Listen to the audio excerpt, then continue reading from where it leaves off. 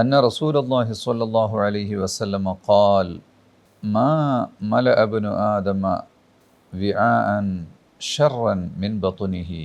മനുഷ്യൻ നിറക്കുന്ന പാത്രങ്ങളിൽ വെച്ച് ഏറ്റവും മോശമായത് അവൻ്റെ വയറു തന്നെയാണ്. വയറ് നിറക്കുന്നത് പോലെ മോശമായ മറ്റൊരു പാത്രത്തെയും മനുഷ്യൻ നിറക്കുന്നില്ല എന്നാണ് ഇതിൻ്റെ അർത്ഥം. നട്ടെല്ല് നേരെ നിൽക്കാൻ ആവശ്യമായ അത്രയും ഭക്ഷണമേ കഴിക്കേണ്ടതുള്ളൂ. ഇദാ കാന ലാ ബുദ്ദ മിൻഹു, യാനി ഇദാ കാന ലാ മഹാലത്ത.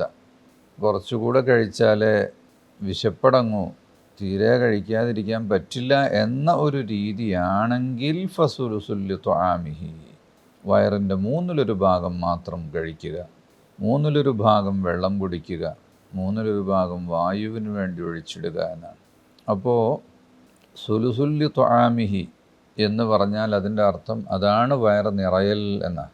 വയറ് നിറയാൻ തന്നെ ആമാശയം നിറക്കലല്ല, വയറിൻ്റെ മൂന്നിലൊരു ഭാഗം ഭക്ഷിക്കല.